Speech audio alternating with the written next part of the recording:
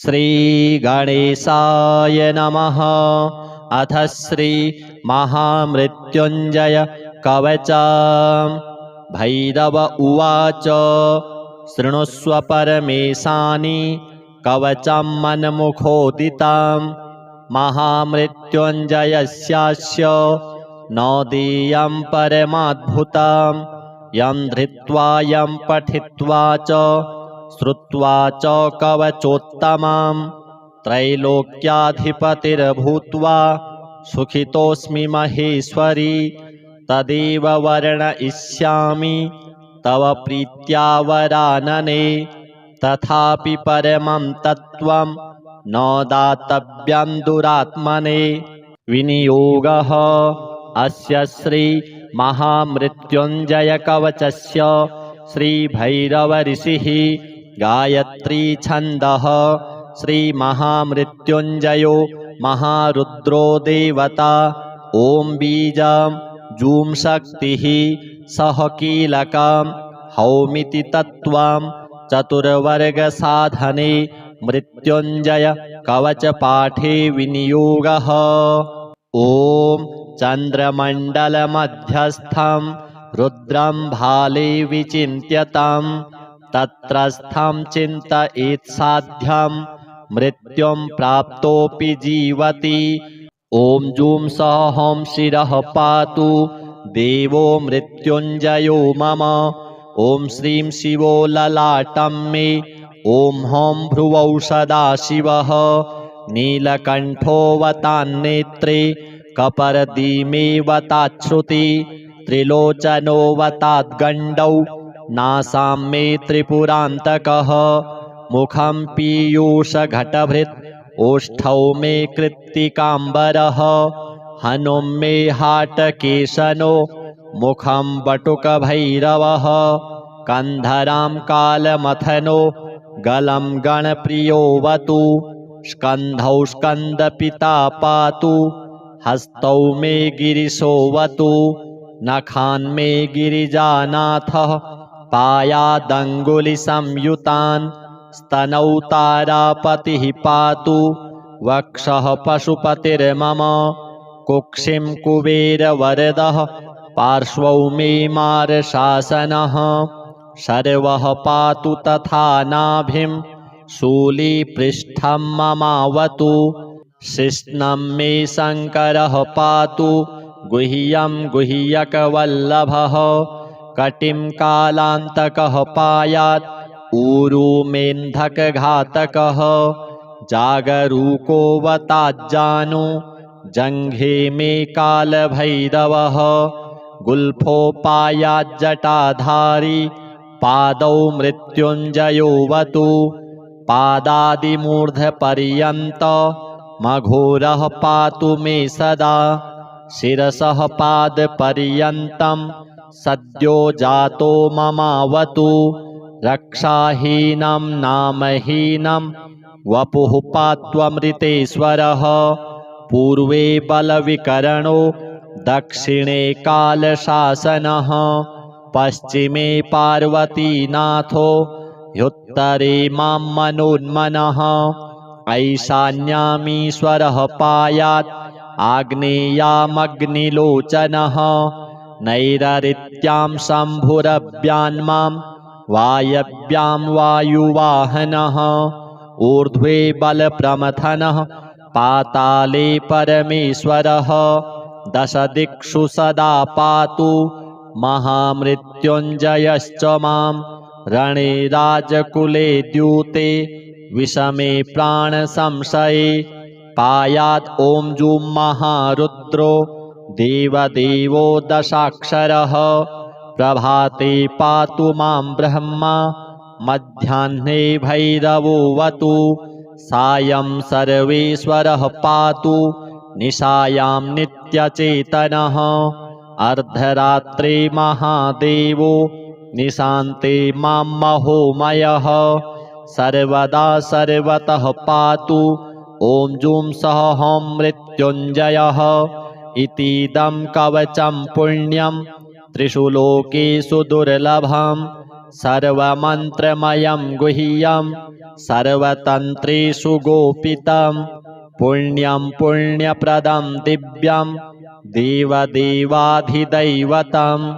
य इदं च पठेन्मन्त्री कवचं वार्चयेत्ततः तस्य हस्ते महादेवी त्र्यम्बकस्याष्टसिद्धयः रणे धृत्वा चरेद्युद्धं हत्वा शत्रूञ्जयं लभेत् जयं कृत्वा गृहं देवी सम्प्राप्स्यति सुखी पुनः महाभये महारोगे महामारिभये तथा दुर्भिक्षे शत्रुसंहारे पठेत् कवचमादरात् सर्वं तत्प्रशमं याति मृत्युञ्जयप्रसादतः धनं पुत्रान् सुखं लक्ष्मीम् आरोग्यं सर्वसम्पदः प्राप्नोति साधकः सद्यो देवी सत्यं न संशयः इतीदं कवचं पुण्यं महामृत्युञ्जयस्य तु गोप्यं सिद्धिप्रदं गुह्यं गोपनीयं स्वयोनिवत् अथ श्री पंचदेवता स्तोत्र गणेश विष्णु सूर्येश दुर्गाख्यं देवपञ्चकं वन्दे विशुद्धमनसा जनसायुज्यदायकम् एकरूपान् भिन्नमूर्तीन् पञ्चदेवान् नमस्कृतान् वन्दे विशुद्धभावेन साम्बेनैकरदाच्युतान् कल्याणदायिनो देवान् नमस्कार्यात्महौजसः विष्णुशम्भुशिवा सूर्य गणेशाख्यान् नमाम्यहम् एकात्मनो भिन्नरूपान् लोकरक्षणतत्परान् शिवविष्णुशिवा सूर्य हेरंवान् प्रणमाम्यहम् दिव्यरूपानेकरूपान् नानारूपान् नमस्कृतान् शिवाशङ्कर हेरम्ब विष्णुसूर्यान् नमाम्यहम् नित्यानानन्दसन्दोह दायिनो दीनपालकान् शिवाच्युतगणेशेन दुर्गाख्यान् नौम्यहं सुरान् कमनीयतनून् देवान् सेवावश्यान् कृपावतः शङ्करेण शिवा विष्णु गणेशाख्यान् नमाम्यहम् सूर्यविष्णुशिवा शम्भु विघ्नराजाभिधान्सुरान् एकरूपान् सदा वन्दे सुखसन्दोहसिद्धये हरौ हरे तीक्ष्णकरे गणेशे शक्तौ न भेदो जगदादिहेतुषु अधः पतन्तेषु भिदां दधाना भासान्त एवं यततोच्यताश्रमाः अथ श्री शिवताण्डव स्तोत्र जटाटवीगलज्वलप्रवाहपावितस्थले गलेवलम्ब्य लम्बिताम्भुजङ्गतुङ्गमालिकाम् डमड्डमड्डमड्डमन्निनादवड्डमर्वयम् चकार चण्डताण्डवं तनोतु नः शिवः शिवम् जटाकटाः सम्भ्रमो भ्रमन्निलिम्पनिर्झरी विलोलवीचिवल्लरी विराजमानमूर्धनि धगद्धगद्धगज्ज्वलल्ललाटपट्टपावके किशोरचन्द्रशेखरे रतिः प्रतिक्षणं मम धराधरेन्द्रनन्दिनी विलासबन्धुबन्धुर स्फुरद्दिगन्तसन्तति प्रमोदमानमानसे कृपाकटाक्षघोरणि निरुद्धदुर्धरापदि क्वचिद्दिगम्बरे मनो विनोदमेतु वस्तुनि जटाभुजङ्गपिङ्गल स्फुरत्फणामणिप्रभा कदम्बकुङ्कुमद्रव प्रलिप्तदिग्वधूमुखे मदान्धसिन्धुरस्फुरत्वगुत्तरीयमेदुरे मनोविनोदमद्भुतं बिभर्तु भूतभर्तरि सहस्रलोचनप्रभृत्य शेषलेखशेखर प्रसूनधूलिधोरणि विधूसराङ्घ्रिपीठभुः भुजङ्गराजमालया निबद्धजाटजूटक श्रियै चिराय जायतां चकोरबन्धुशेखरः ललाटचत्वरज्वलद्धनञ्जयस्फुलिङ्गभा निपीतपञ्चसायकं नमन्निलिम्पनायकम् सुधामयूखलेखया विराजमानशेखरम् महाकपालिसम्पदे शिरोजटालमस्तु नः करालभालपट्टिका धगद्धगद्धगज्ज्वलत् धनञ्जयाहुतिकृत प्रचण्डपञ्चसायके धराधरेन्द्रनन्दिनी कुचाग्रचित्रपत्रक प्रकल्पनैकशिल्पिनी त्रिलोचने रतिर्मम नवीनमेघमण्डली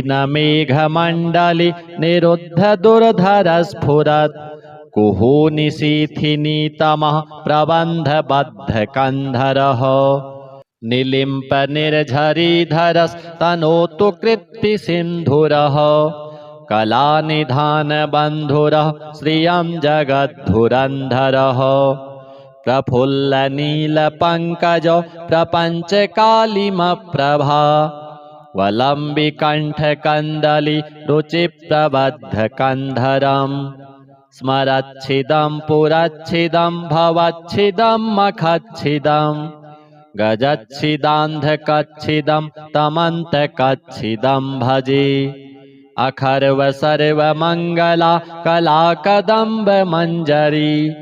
रसप्रवाहमाधुरी विजृम्भणा मधुव्रतम् स्मरान्तकं पुरान्तकं भवान्तकं मखान्तकं गजान्तकान्धकान्तकं तमन्तकान्तकं भजे जयत्वदभ्रविभ्रम भ्रमद्भुजङ्गमश्वसत् विनिर्गमत्क्रमस्फुरत्करालभालहव्यवाट् धिमिद्धिमिद्धिमिध्वनन् मृदङ्गतुङ्गमङ्गल ध्वनिक्रमप्रवर्तित प्रचण्डताण्डवः शिवः दृशद्विचित्रतल्पयोर्भुजङ्गमौक्तिकस्रजोर् गरिष्ठरत्नलोष्ठयोः सुहृद्विपक्षपक्षयोः तृणारविन्दचक्षुषोः प्रजामही महेन्द्रयोः समं प्रवर्तयन्मनः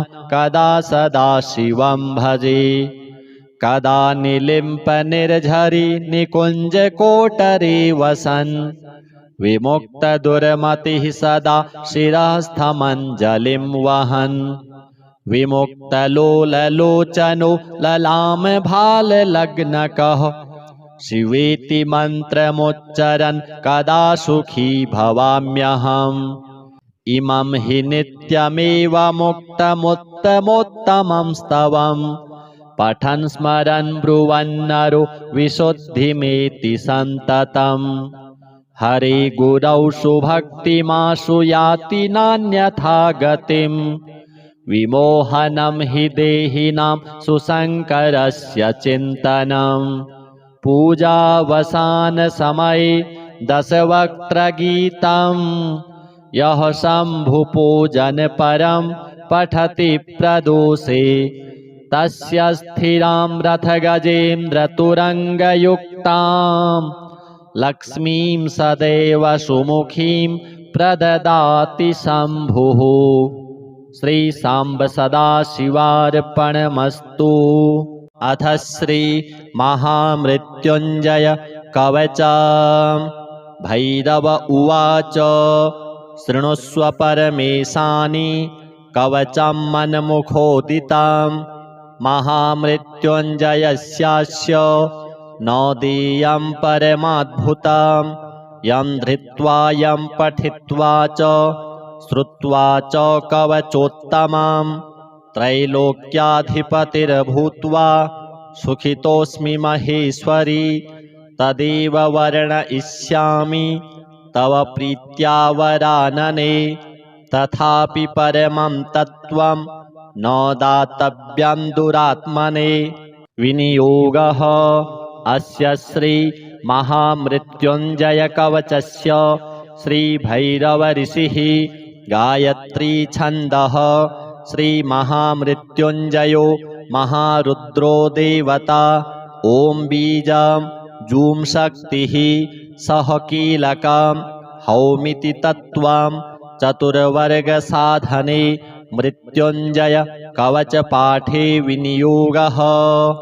ॐ चन्द्रमण्डलमध्यस्थं रुद्रं भाले विचिन्त्यतं तत्रस्थं चिन्तयेत् साध्यं मृत्युं प्राप्तोऽपि जीवति। ॐ जूं सः हं शिरः पातु देवो मृत्युञ्जयो मम। ॐ श्रीं शिवो ललाटं मे। ॐ हं भ्रुवौ सदाशिवः नीलकण्ठोऽवतान्नेत्रे कपर्दीमेऽवताच्छ्रुति त्रिलोचनोऽवताद्गण्डौ नासां मे त्रिपुरान्तकः। मुखं पीयूषघटभृत् ओष्ठौ मे कृत्तिकाम्बरः हनुं मे हाटकेशनो मुखं बटुकभैरवः कन्धरां कालमथनो गलं गणप्रियोऽवतु स्कन्धौ स्कन्दपिता पातु हस्तौ मे गिरिशोऽवतु नखान् मे गिरिजानाथः पायादङ्गुलिसंयुतान् स्तनौ तारापतिः पातु वक्षः पशुपतिर्मम कुक्षिं कुबेरवरदः पार्श्वौ मे मारशासनः सर्वः पातु तथा नाभिं शूलीपृष्ठं ममावतु शिश्नं मे शङ्करः पातु गुह्यं गुह्यकवल्लभः कटिं कालान्तकः पायात् ऊरू मेन्धकघातकः जागरूकोऽवताज्जानु जङ्घे मे कालभैरवः गुल्फोपायाज्जटाधारी पादौ मृत्युञ्जयोऽवतु पादादिमूर्धपर्यन्त मघोरः पातु मे सदा शिरसः पादपर्यन्तं सद्यो जातो ममावतु रक्षाहीनं नामहीनं वपुः पात्वमृतेश्वरः पूर्वे बलविकरणो दक्षिणे कालशासनः पश्चिमे पार्वतीनाथो ह्युत्तरे मां मनोन्मनः ऐशान्यामीश्वरः पायात् आग्नेयामग्निलोचनः नैरृत्यां शम्भुरव्यान्मां वायव्यां वायुवाहनः ऊर्ध्वे बलप्रमथनः पाताले परमेश्वरः दशदिक्षु सदा पातु महामृत्युञ्जयश्च मां रणे राजकुले द्यूते विषमे प्राणसंशये पायात् ॐ जूं महारुद्रो देवदेवो दशाक्षरः प्रभाते पातु मां ब्रह्मा मध्याह्ने भैरवोऽवतु सायं सर्वेश्वरः पातु निशायां नित्यचेतनः अर्धरात्रे महादेवो निशान्ते मां महोमयः सर्वदा सर्वतः पातु ॐ जूं सः हं मृत्युञ्जयः इतीदं कवचं पुण्यं त्रिषु लोकेषु दुर्लभं सर्वमन्त्रमयं गुह्यं सर्वतन्त्रेषु गोपितं पुण्यं पुण्यप्रदं दिव्यं देवदेवाधिदैवतं य इदं च पठेन्मन्त्री कवचं वार्चयेत्ततः तस्य हस्ते महादेवी त्र्यम्बकस्याष्टसिद्धयः रणे धृत्वा चरेद्युद्धं हत्वा शत्रूञ्जयं लभेत् जयं कृत्वा गृहं देवी सम्प्राप्स्यति सुखी पुनः महाभये महारोगे महामारिभये तथा दुर्भिक्षे शत्रुसंहारे पठेत् कवचमादरात् सर्वं तत्प्रशमं याति मृत्युञ्जयप्रसादतः धनं पुत्रान् सुखं लक्ष्मीम् आरोग्यं सर्वसम्पदः प्राप्नोति साधकः सद्यो देवी सत्यं न संशयः इतीदं कवचं पुण्यं महामृत्युञ्जयस्य तु गोप्यं सिद्धिप्रदं गुह्यं गोपनीयं स्वयोनिवत्। अथ श्री पञ्चदेवता स्तोत्रम्। गणेश विष्णु सूर्येश दुर्गाख्यं देवपञ्चकं वन्दे विशुद्धमनसा जनसायुज्यदायकम् एकरूपान् भिन्नमूर्तीन् पञ्चदेवान् नमस्कृतान् वन्दे विशुद्धभावेन साम्बेनैकरदाच्युतान् कल्याणदायिनो देवान् नमस्कार्यात्महौजसः विष्णुशम्भुशिवा सूर्य गणेशाख्यान् नमाम्यहम् एकात्मनो भिन्नरूपान् लोकरक्षणतत्परान् शिव विष्णु शिवा सूर्य हेरंवान् प्रणमाम्यहम् दिव्यरूपानेकरूपान् नानारूपान् नमस्कृतान् शिवाशङ्कर हेरम्ब विष्णुसूर्यान् नमाम्यहम् नित्यानानन्दसन्दोह दायिनो दीनपालकान् शिवाच्युतगणेशेन दुर्गाख्यान् नौम्यहं सुरान् कमनीयतनून् देवान् सेवावश्यान् कृपावतः शङ्करेण शिवा विष्णु गणेशाख्यान् नमाम्यहम् सूर्यविष्णु शिवा शम्भु विघ्नराजाभिधान् सुरान् एकरूपान् सदा वन्दे सुखसन्दोहसिद्धये हरौ हरे तीक्ष्णकरे गणेशे शक्तौ न भेदो जगदादिहेतुषु अधः पतन्तेषु भिदां दधाना भासान्त एवं यततोच्यताश्रमाः। अथ श्री शिवताण्डव स्तोत्रम्। जटाटवीगलज्ज्वलप्रवाहपावितस्थले गले वलम्ब्य लम्बिताम्भुजङ्गतुङ्गमालिकाम् डमड्डमड्डमड्डमन्निनादवड्डमर्वयम् चकार चण्डताण्डवं तनोतु नः शिवः शिवम् जटाकटाः सम्भ्रमो भ्रमन्निलिम्पनिर्झरी विलोलवीचिवल्लरी विराजमानमूर्धनि धगद्धगद्धगज्ज्वलल्ललाटपट्टपावके किशोरचन्द्रशेखरे रतिः प्रतिक्षणं मम धराधरेन्द्रनन्दिनी विलासबन्धुबन्धुर स्फुरद्दिगन्तसन्तति प्रमोदमानमानसे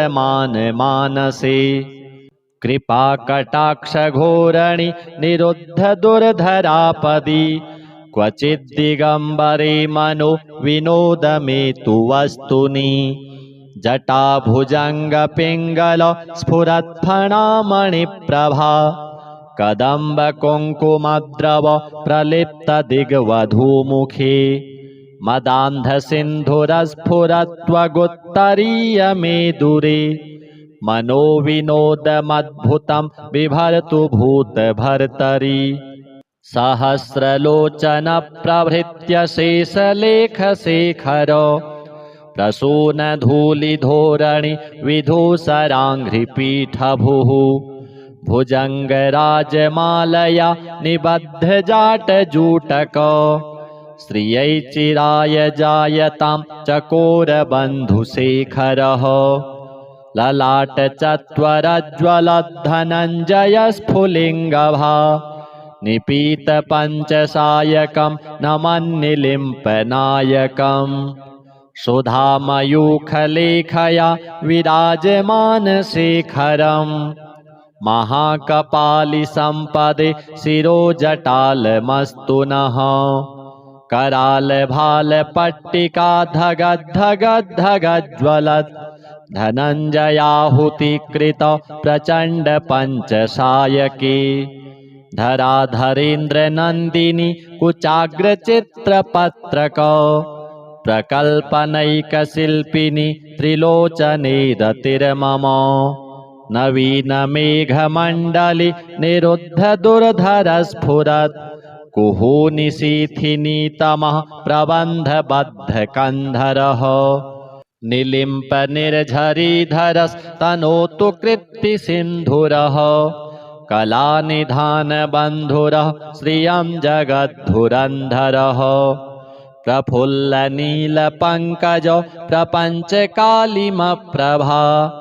वलम्बिकण्ठकन्दली रुचिप्रबद्धकन्धरम् स्मरच्छिदं पुरच्छिदं भवच्छिदं मखच्छिदं गजच्छिदान्धकच्छिदं तमन्तकच्छिदं भजे अखर्व सर्वमङ्गला कलाकदम्बमञ्जरी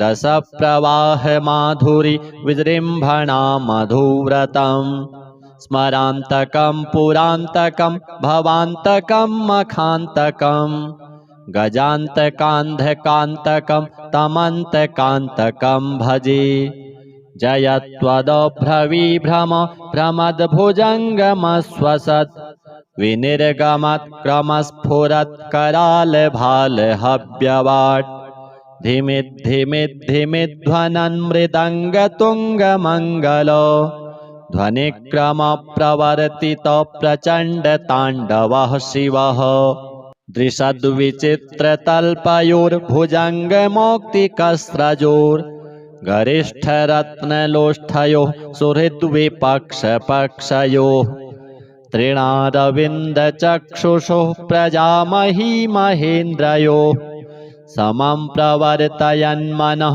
कदा सदा शिवं भजे कदा निलिम्पनिर्झरी निकुञ्जकोटरे वसन् विमुक्तदुर्मतिः सदा शिरस्थमञ्जलिं वहन् विमुक्तलोललोचनो ललामभाललग्नकः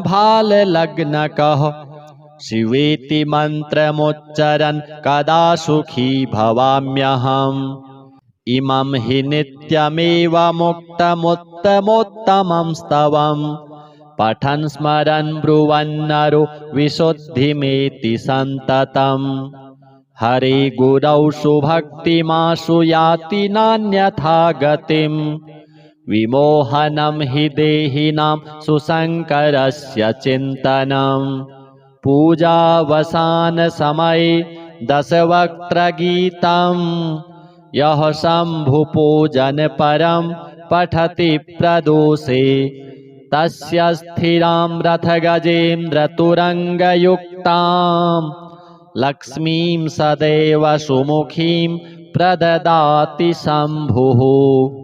श्रीसाम्ब सदाशिवार्पणमस्तु। अथ श्री महामृत्युञ्जय कवच। भैरव उवाच शृणुष्व परमेशानि कवचं मन्मुखोदितं महामृत्युञ्जयस्यास्य न देयं परमाद्भुतं यं धृत्वा यं पठित्वा च श्रुत्वा च कवचोत्तमं त्रैलोक्याधिपतिर्भूत्वा सुखितोऽस्मि महेश्वरी तदेव वर्णयिष्यामि तव प्रीत्या वरानने। तथापि परमं तत्त्वं न दातव्यं दुरात्मने। विनियोगः अस्य श्री महामृत्युञ्जय कवचस्य श्रीभैरव ऋषिः गायत्री छन्दः श्री महामृत्युञ्जयो महारुद्रो देवता। ॐ बीजं जूं शक्तिः सह कीलकं हौमिति तत्त्वं चतुर्वर्गसाधने मृत्युञ्जय कवचपाठे विनियोगः। ॐ चन्द्रमण्डलमध्यस्थं रुद्रं भाले विचिन्त्यतं तत्रस्थं चिन्तयेत्साध्यं मृत्युं प्राप्तोऽपि जीवति। ॐ जूं सः हं शिरः पातु देवो मृत्युञ्जयो मम। ॐ श्रीं शिवो ललाटं मे। ॐ हं भ्रुवौ सदाशिवः। नीलकण्ठोऽवतान्नेत्रे कपर्दीमेऽवताच्छ्रुति त्रिलोचनोऽवताद्गण्डौ नासां मे त्रिपुरान्तकः। मुखं पीयूषघटभृत् ओष्ठौ मे कृत्तिकाम्बरः। हनुं मे हाटकेशनो मुखं बटुकभैरवः। कन्धरां कालमथनो गलं गणप्रियोऽवतु। स्कन्धौ स्कन्दपिता पातु हस्तौ मे गिरिशोऽवतु। नखान् मे गिरिजानाथः पायादङ्गुलिसंयुतान्। स्तनौ तारापतिः पातु वक्षः पशुपतिर्मम।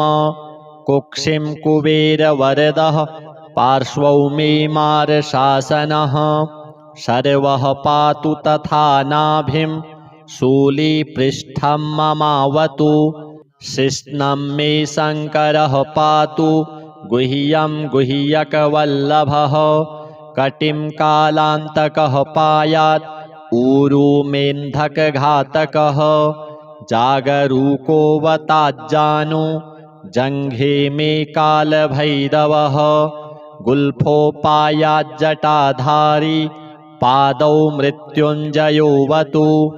पादादिमूर्धपर्यन्त मघोरः पातु मे सदा। शिरसः पादपर्यन्तं सद्यो जातो ममावतु। रक्षाहीनं नामहीनं वपुः पात्वमृतेश्वरः। पूर्वे बलविकरणो दक्षिणे कालशासनः। पश्चिमे पार्वतीनाथो ह्युत्तरे मां मनोन्मनः। ऐशान्यामीश्वरः पायात् आग्नेयामग्निलोचनः। नैरृत्यां शम्भुरव्यान्मां वायव्यां वायुवाहनः। ऊर्ध्वे बलप्रमथनः पाताले परमेश्वरः। दशदिक्षु सदा पातु महामृत्युञ्जयश्च मां। रणे राजकुले द्यूते विषमे प्राणसंशये पायात् ॐ जूं महारुद्रो देवदेवो दशाक्षरः। प्रभाते पातु मां ब्रह्मा मध्याह्ने भैरवोऽवतु।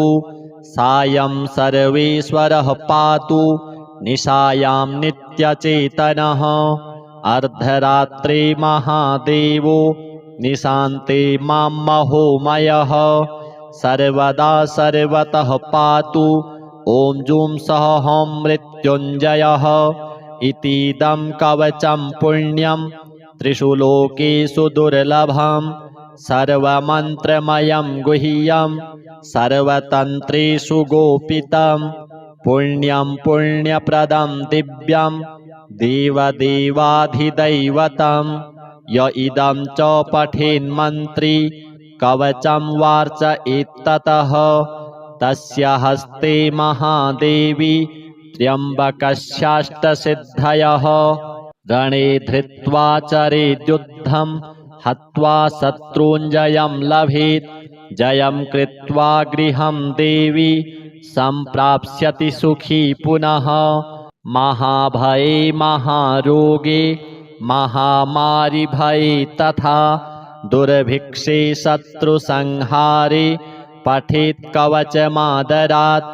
सर्वं तत्प्रशमं याति मृत्युञ्जयप्रसादतः।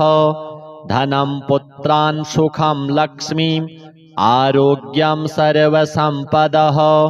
प्राप्नोति साधकः सद्यो देवी सत्यं न संशयः। इतीदं कवचं पुण्यं महामृत्युञ्जयस्य तु। गोप्यं सिद्धिप्रदं गुह्यं गोपनीयं स्वयोनिवत्। अथ श्री पञ्चदेवता स्तोत्र।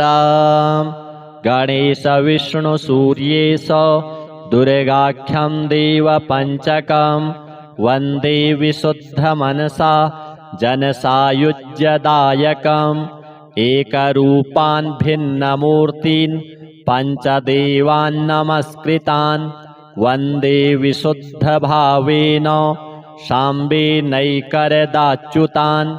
कल्याणदायिनो देवान् नमस्कार्यात्महौजसः विष्णुशम्भुशिवा सूर्य गणेशाख्यान् नमाम्यहम्। एकात्मनो भिन्नरूपान् लोकरक्षणतत्परान् शिव विष्णु शिवा सूर्य हेरंवान् प्रणमाम्यहम्। दिव्यरूपानेकरूपान् नानारूपान् नमस्कृतान् शिवाशङ्कर हेरम्ब विष्णुसूर्यान् नमाम्यहम्। नित्यानानन्दसन्दोह दायिनो दीनपालकान् शिवाच्युतगणेशेन दुर्गाख्यान् नौम्यहं सुरान्। कमनीयतनून् देवान् सेवावश्यान् कृपावतः शङ्करेण शिवा विष्णु गणेशाख्यान् नमाम्यहम्। सूर्यविष्णु शिवा शम्भु विघ्नराजाभिधान् सुरान् एकरूपान् सदा वन्दे सुखसन्दोहसिद्धये। हरौ हरे तीक्ष्णकरे गणेशे शक्तौ न भेदो जगदादिहेतुषु। अधः पतन्तेषु भिदां दधाना भासान्त एवं यततोच्यताश्रमाः। अथ श्री शिवताण्डव स्तोत्र। जटाटवीगलज्ज्वलप्रवाह पावितस्थले गले वलम्ब्य लम्बिताम्भुजङ्गतुङ्गमालिकाम् डमड्डमड्डमड्डमन्निनादवड्डमर्वयम् चकार चण्डताण्डवं तनोतु नः शिवः शिवम्। जटाकटाः सम्भ्रमं भ्रमन्निलिम्पनिर्झरी विलोलवीचिवल्लरी विराजमानमूर्धनि। धगद्धगद्धगज्ज्वलल्ललाटपट्टपावके किशोरचन्द्रशेखरे रतिः प्रतिक्षणं मम। धराधरेन्द्रनन्दिनी विलासबन्धुबन्धुर स्फुरद्दिगन्तसन्तति प्रमोदमानमानसे। कृपाकटाक्षघोरणि निरुद्धदुर्धरापदि क्वचिद्दिगम्बरे मनो विनोदमेतु वस्तुनि। जटाभुजङ्गपिङ्गल स्फुरत्फणामणिप्रभा कदम्बकुङ्कुमद्रव प्रलिप्तदिग्वधूमुखे। मदान्धसिन्धुरस्फुरत्वगुत्तरीयमेदुरे मनोविनोदमद्भुतं बिभर्तु भूतभर्तरि। सहस्रलोचनप्रभृत्य शेषलेखशेखर प्रसूनधूलिधोरणि विधूसराङ्घ्रिपीठभुः भुजङ्गराजमालया निबद्धजाटजूटक श्रियै चिराय जायतां चकोरबन्धुशेखरः। ललाटचत्वरज्ज्वलद्धनञ्जयस्फुलिङ्गभा निपीतपञ्चसायकं नमन्निलिम्पनायकम्। सुधामयूखलेखया विराजमानशेखरम् महाकपालिसम्पदे शिरोजटालमस्तु नः। करालभालपट्टिका धगद्धगद्धगज्ज्वलत् धनञ्जयाहुतिकृत प्रचण्डपञ्चसायके। धराधरेन्द्रनन्दिनी कुचाग्रचित्रपत्रक प्रकल्पनैकशिल्पिनी त्रिलोचने रतिर्मम।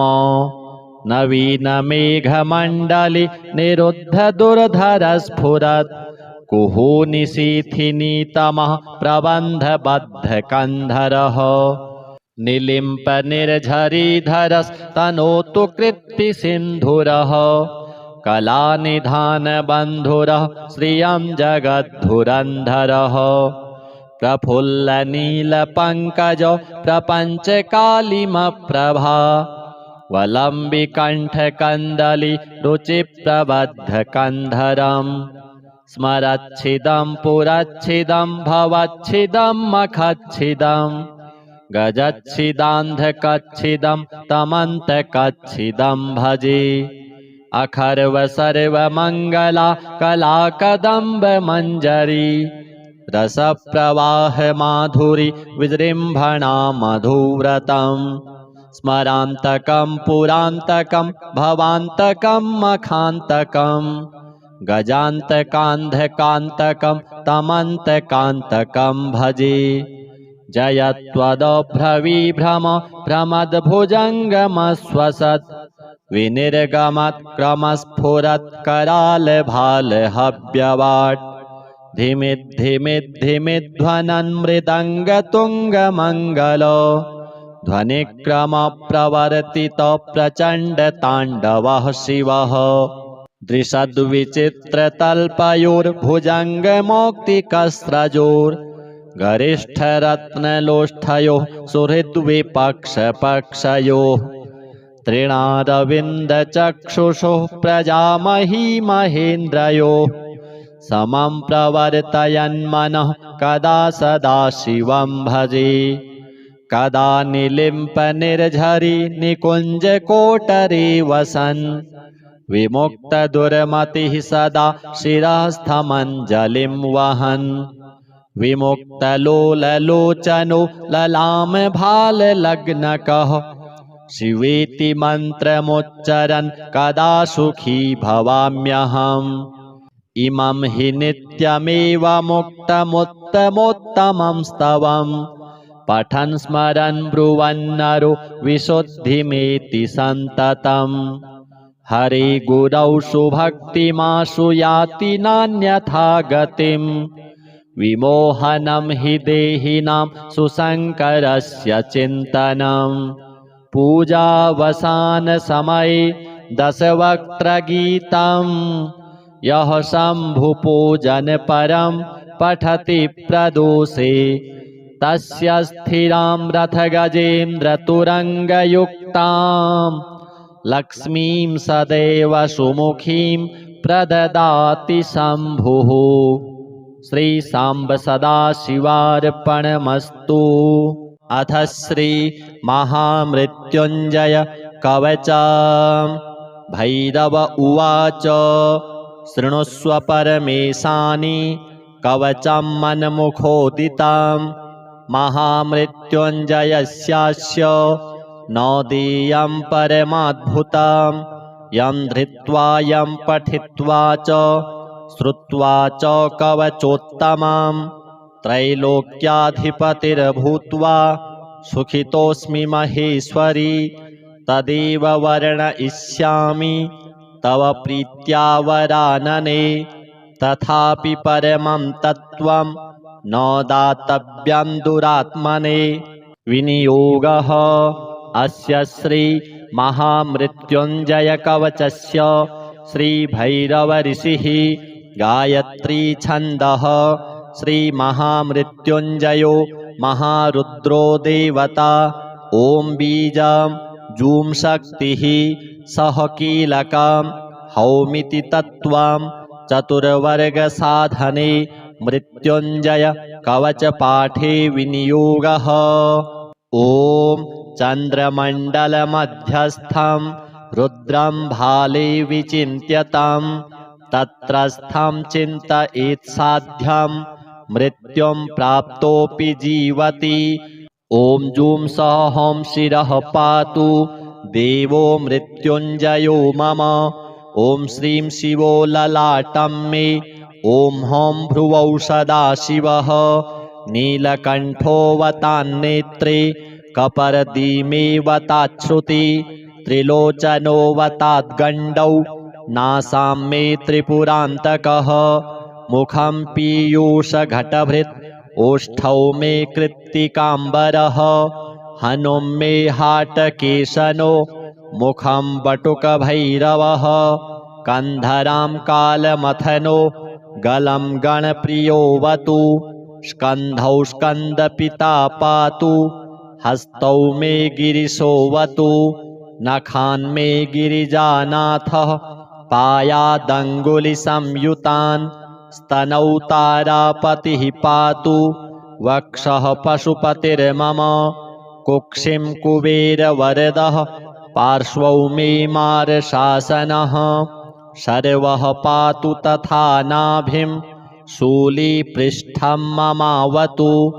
शिश्नं मे शङ्करः पातु गुह्यं गुह्यकवल्लभः कटिं कालान्तकः पायात् ऊरू मेन्धकघातकः जागरूकोऽवताज्जानु जङ्घे मे कालभैरवः गुल्फोपायाज्जटाधारी पादौ मृत्युञ्जयोऽवतु पादादिमूर्धपर्यन्तमघोरः पातु मे सदा शिरसः पादपर्यन्तं सद्यो जातो ममावतु रक्षाहीनं नामहीनं वपुः पात्वमृतेश्वरः पूर्वे बलविकरणो दक्षिणे कालशासनः पश्चिमे पार्वतीनाथो ह्युत्तरे मां मनोन्मनः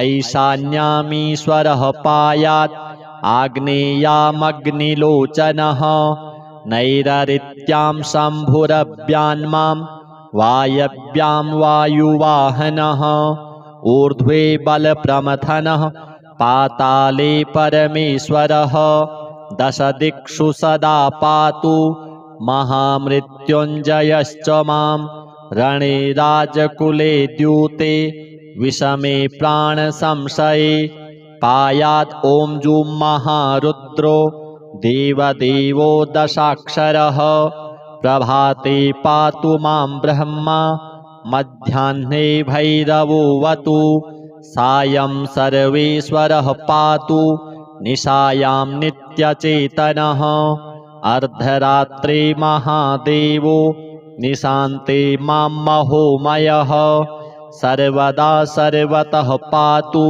ॐ जूं सः हौं मृत्युञ्जयः इतीदं कवचं पुण्यं त्रिषु लोकेषु दुर्लभं सर्वमन्त्रमयं गुह्यं सर्वतन्त्रेषु गोपितं पुण्यं पुण्यप्रदं दिव्यं देवदेवाधिदैवतं य इदं च पठेन्मन्त्री कवचं वार्चयेत्ततः तस्य हस्ते महादेवी त्र्यम्बकस्याष्टसिद्धयः रणे धृत्वा चरेद्युद्धं हत्वा शत्रूञ्जयं लभेत् जयं कृत्वा गृहं देवी सम्प्राप्स्यति सुखी पुनः महाभये महारोगे महामारिभये तथा दुर्भिक्षे शत्रुसंहारे पठेत् कवचमादरात्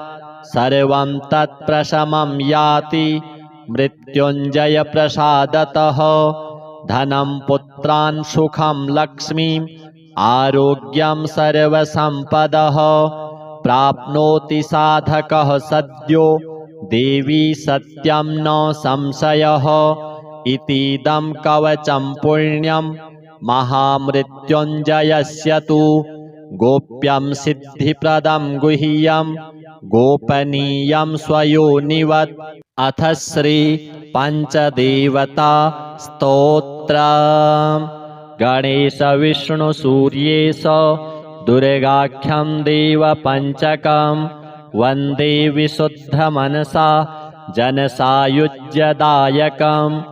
एकरूपान् भिन्नमूर्तीन् पञ्चदेवान् नमस्कृतान् वन्दे विशुद्धभावेन साम्बेनैकरदाच्युतान् कल्याणदायिनो देवान् नमस्कार्यात्महौजसः विष्णुशम्भुशिवा सूर्य गणेशाख्यान्नमाम्यहम् एकात्मनो भिन्नरूपान् लोकरक्षणतत्परान् शिवविष्णुशिवा सूर्य हेरंवान् प्रणमाम्यहम् दिव्यरूपानेकरूपान् नानारूपान् नमस्कृतान् शिवाशङ्कर हेरम्ब विष्णुसूर्यान् नमाम्यहम् नित्यानानन्दसन्दोह दायिनो दीनपालकान् शिवाच्युतगणेशेन दुर्गाख्यान् नौम्यहं सुरान् कमनीयतनून् देवान् सेवावश्यान् कृपावतः शङ्करेण शिवा विष्णो गणेशाख्यान् नमाम्यहम् सूर्यविष्णुशिवा शम्भु विघ्नराजाभिधान् सुरान् एकरूपान् सदा वन्दे सुखसन्दोहसिद्धये हरौ हरे तीक्ष्णकरे गणेशे शक्तौ न भेदो जगदादिहेतुषु अधः पतन्तेषु भिदां दधाना भासान्त एवं यततोच्यताश्रमाः। अथ श्री शिवताण्डव स्तोत्र। जटाटवीगलज्ज्वल प्रवाह पावितस्थले गलेवलम्ब्य लम्बिताम्भुजङ्गतुङ्गमालिकाम् डमड्डमड्डमड्डमन्निनादवड्डमर्वयम् चकार चण्डताण्डवं तनोतु नः शिवः शिवम् जटाकटाह सम्भ्रमो भ्रमन्निलिम्प निर्झरी विलोलवीचिवल्लरी विराजमान मूर्धनि धगद्धगद्धगज्ज्वलल्ललाटपट्टपावके किशोरचन्द्रशेखरे रतिः प्रतिक्षणं मम धराधरेन्द्रनन्दिनी विलासबन्धुबन्धुर स्फुरद्दिगन्तसन्तति प्रमोदमान मानसे कृपाकटाक्षघोरणि निरुद्ध दुर्धरापदि क्वचिद्दिगम्बरे मनो विनोदमेतु वस्तुनि जटाभुजङ्गपिङ्गल स्फुरत्फणामणिप्रभा कदम्बकुङ्कुमद्रव प्रलिप्तदिग्वधूमुखे मदान्धसिन्धुरस्फुरत्वगुत्तरीयमेदुरे मनोविनोदमद्भुतं बिभर्तु भूतभर्तरि सहस्रलोचनप्रभृत्य शेषलेखशेखर प्रसूनधूलिधोरणि विधूसराङ्घ्रिपीठभुः भुजङ्गराजमालया निबद्धजाटजूटक श्रियै चिराय जायतां चकोरबन्धुशेखरः ललाटचत्वरज्ज्वलद्धनञ्जयस्फुलिङ्गभा निपीतपञ्चसायकं नमन्निलिम्पनायकम् सुधामयूखलेखया विराजमानशेखरम् महाकपालिसम्पदे शिरोजटालमस्तु नः करालभालपट्टिका धगद्धगद्धगज्ज्वलत् धनञ्जयाहुतिकृत प्रचण्डपञ्चसायके धराधरेन्द्रनन्दिनी कुचाग्रचित्रपत्रक प्रकल्पनैकशिल्पिनी त्रिलोचने रतिर्मम नवीनमेघमण्डली निरुद्ध दुर्धरस्फुरत् कुहूनिशीथिनी तमः प्रबन्धबद्धकन्धरः निलिम्प निर्झरीधरस्तनोतु कृत्तिसिन्धुरः कलानिधानबन्धुरः श्रियं जगद्धुरन्धरः प्रफुल्लनीलपङ्कज प्रपञ्चकालिमप्रभा वलम्बिकण्ठकन्दली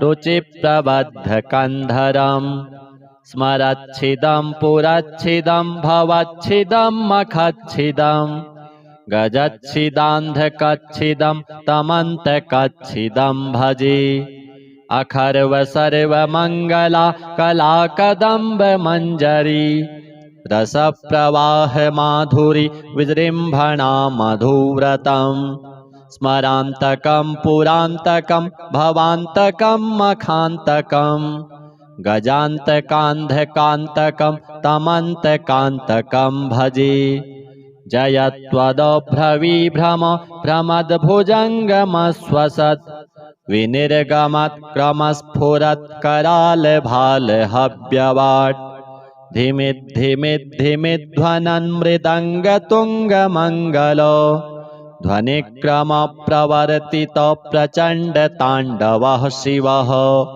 दृशद्विचित्रतल्पयोर्भुजङ्गमौक्तिकस्रजोर् गरिष्ठरत्नलोष्ठयोः सुहृद्विपक्षपक्षयोः तृणारविन्दचक्षुषोः प्रजामही महेन्द्रयोः समं प्रवर्तयन्मनः कदा सदा शिवं भजे कदा निलिम्पनिर्झरी निकुञ्जकोटरे वसन् विमुक्तदुर्मतिः सदा शिरस्थमञ्जलिं वहन् विमुक्तलोललोचनो ललामभाललग्नकः शिवेति मन्त्रमुच्चरन् कदा सुखी भवाम्यहम् इमं हि नित्यमेव मुक्तमुत्तमोत्तमं स्तवम् पठन् स्मरन् ब्रुवन्नरो विशुद्धिमेति सन्ततम् हरे गुरौ सुभक्तिमाशु याति नान्यथा गतिम् विमोहनं हि देहिनां सुशङ्करस्य चिन्तनम् पूजावसानसमये दशवक्त्रगीतम् यः शम्भुपूजनपरं पठति प्रदोषे तस्य स्थिरां रथगजेन्द्रतुरङ्गयुक्तां लक्ष्मीं सदैव सुमुखीं प्रददाति शम्भुः श्री सांब सदाशिवार्पणमस्तु।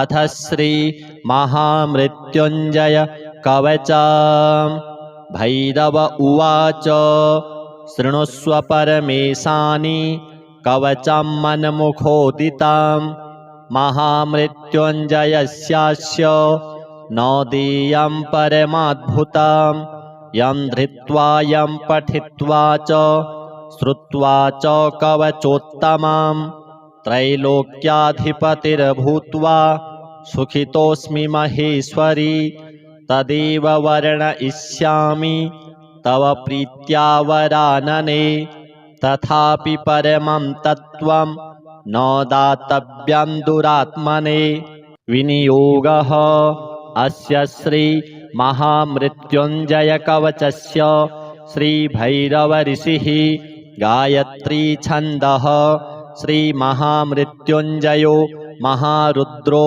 देवता ॐ बीजं जूं शक्तिः सह कीलकं हौमिति तत्त्वं चतुर्वर्गसाधने मृत्युञ्जय कवचपाठे विनियोगः। ॐ चन्द्रमण्डलमध्यस्थं रुद्रं भाले विचिन्त्यतं तत्रस्थं चिन्तयेत् साध्यं मृत्युं प्राप्तोऽपि जीवति। ॐ जूं सहों शिरः पातु देवो मृत्युञ्जयो मम। ॐ श्रीं शिवो ललाटं मे।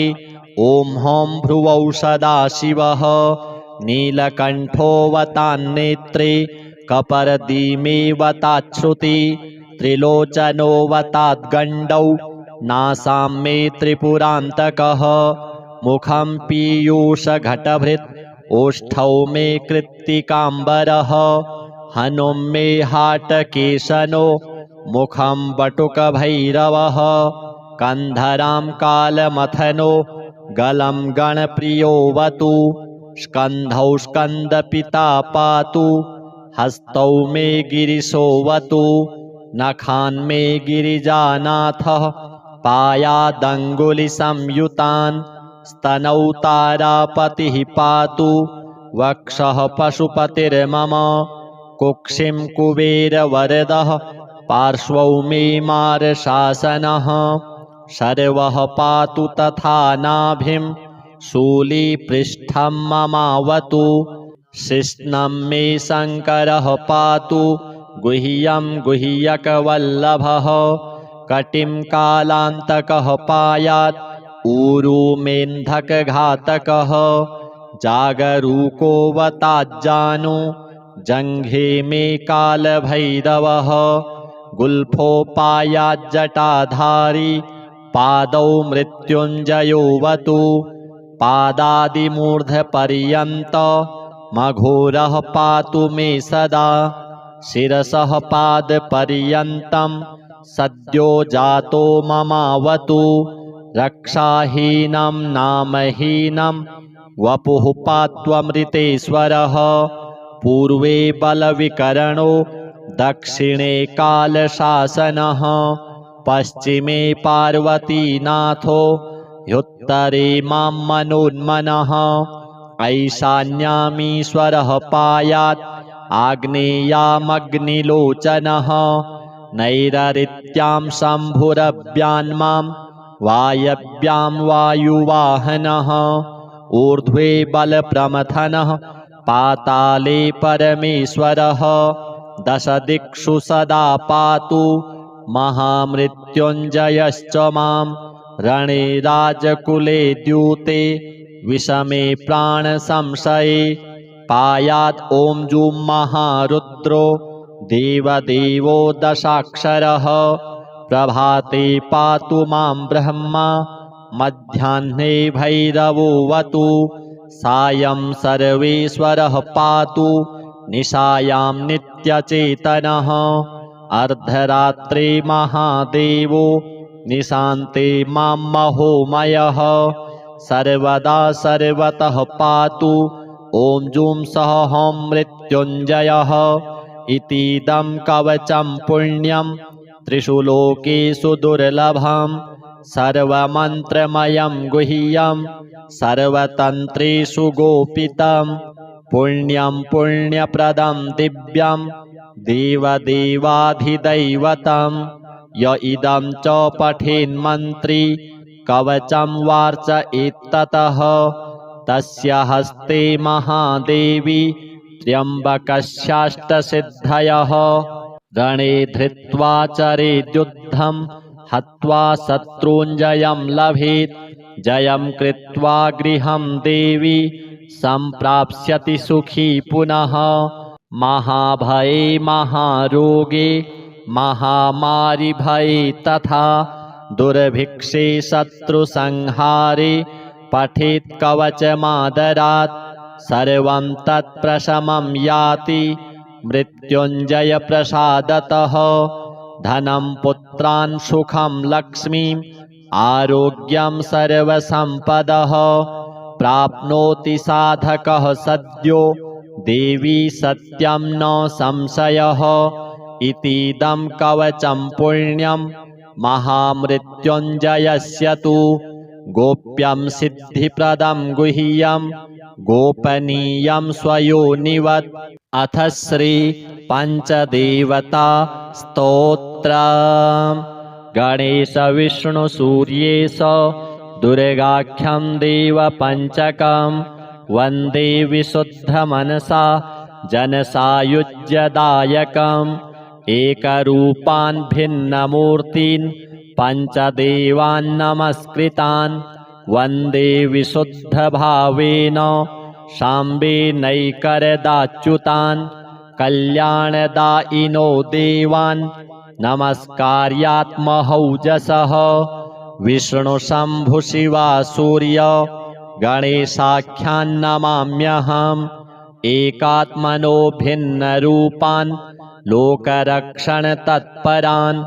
शिवविष्णुशिवा सूर्य हेरंवान् प्रणमाम्यहम् दिव्यरूपानेकरूपान् नानारूपान् नमस्कृतान् शिवाशङ्कर हेरम्ब विष्णुसूर्यान् नमाम्यहम् नित्यानानन्दसन्दोह दायिनो दीनपालकान् शिवाच्युतगणेशेन दुर्गाख्यान् नौम्यहं सुरान् कमनीयतनून् देवान् सेवावश्यान् कृपावतः शङ्करेण शिवा विष्णो गणेशाख्यान् नमाम्यहं सूर्यविष्णुशिवा शम्भो विघ्नराजाभिधान् सुरान् एकरूपान् सदा वन्दे सुखसन्दोहसिद्धये हरौ हरे तीक्ष्णकरे गणेशे शक्तौ न भेदो जगदादिहेतुषु अधः पतन्तेषु भिदां दधाना भासान्त एवं यततोच्यताश्रमाः। अथ श्री शिवताण्डव स्तोत्र। जटाटवीगलज्ज्वल प्रवाह पावितस्थले गले वलम्ब्य लम्बिताम्भुजङ्गतुङ्गमालिकां डमड्डमड्डमड्डमन्निनादवड्डमर्वयम् चकार चण्डताण्डवं तनोतु नः शिवः शिवम्। जटाकटाः सम्भ्रमो भ्रमन्निलिम्पनिर्झरी विलोलवीचिवल्लरी विराजमानमूर्धनि धगद्धगद्धगज्ज्वलल्ललाटपट्टपावके किशोरचन्द्रशेखरे रतिः प्रतिक्षणं मम धराधरेन्द्रनन्दिनी विलासबन्धुबन्धुर स्फुरद्दिगन्तसन्तति प्रमोदमान मानसे कृपाकटाक्षघोरणि निरुद्ध दुर्धरापदि क्वचिद्दिगम्बरे मनो विनोदमेतु वस्तुनि जटाभुजङ्गपिङ्गल स्फुरत्फणामणिप्रभा कदम्बकुङ्कुमद्रव प्रलिप्तदिग्वधूमुखे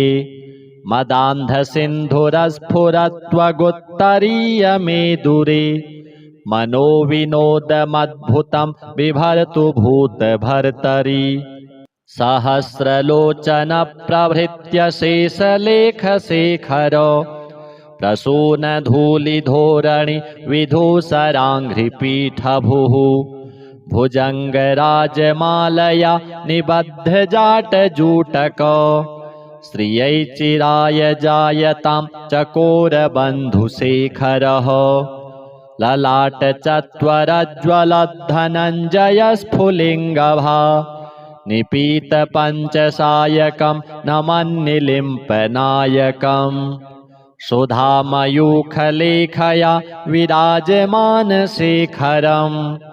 महाकपालिसम्पदे शिरोजटालमस्तु नः करालभालपट्टिका धगद्धगद्धगज्ज्वलत् धनञ्जयाहुतिकृत प्रचण्डपञ्चसायके धराधरेन्द्रनन्दिनी कुचाग्रचित्रपत्रक प्रकल्पनैकशिल्पिनी त्रिलोचने रतिर्मम नवीनमेघमण्डलि निरुद्ध दुर्धरस्फुरत् कुहूनिशीथिनीतमः प्रबन्धबद्धकन्धरः निलिम्पनिर्झरीधरस्तनोतु कृत्तिसिन्धुरः कलानिधानबन्धुरः श्रियं जगद्धुरन्धरः प्रफुल्लनीलपङ्कज प्रपञ्चकालिमप्रभा वलम्बिकण्ठकन्दली रुचिप्रबद्धकन्धरम् स्मरच्छिदं पुरच्छिदं भवच्छिदं मखच्छिदं गजच्छिदान्धकच्छिदं तमन्तकच्छिदं भजे अखर्व सर्वमङ्गला कलाकदम्बमञ्जरी रसप्रवाह माधुरी विजृम्भणा मधुव्रतम् स्मरान्तकं पुरान्तकं भवान्तकं मखान्तकं गजान्तकान्धकान्तकं तमन्तकान्तकं भजे जयत्वदभ्रविभ्रम भ्रमद्भुजङ्गमश्वसत् विनिर्गमत् क्रमस्फुरत् करालभालहव्यवाट् धिमिद्धिमिद्धिमिध्वनन् मृदङ्गतुङ्गमङ्गलो ध्वनिक्रमप्रवर्तित प्रचण्डताण्डवः शिवः दृशद्विचित्रतल्पयोर्भुजङ्गमौक्तिकस्रजोर्गरिष्ठरत्नलोष्ठयोः सुहृद्विपक्षपक्षयोः तृणारविन्दचक्षुषोः प्रजामही महेन्द्रयोः समं प्रवर्तयन्मनः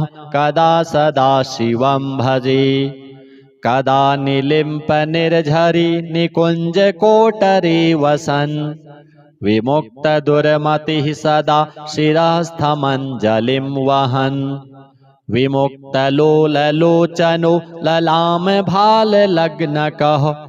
शिवेति मन्त्रमुच्चरन् कदा सुखी भवाम्यहम् इमं हि नित्यमेव मुक्तमुत्तमोत्तमं स्तवम् पठन् स्मरन् ब्रुवन्नरो विशुद्धिमेति सन्ततम् हरे गुरौ सुभक्तिमाशु याति नान्यथा गतिम् विमोहनं हि देहिनां सुशङ्करस्य चिन्तनम् पूजावसानसमये दशवक्त्रगीतम् यः शम्भुपूजनपरं पठति प्रदोषे तस्य स्थिरां रथगजेन्द्रतुरङ्गयुक्तां लक्ष्मीं सदैव सुमुखीं प्रददाति शम्भुः।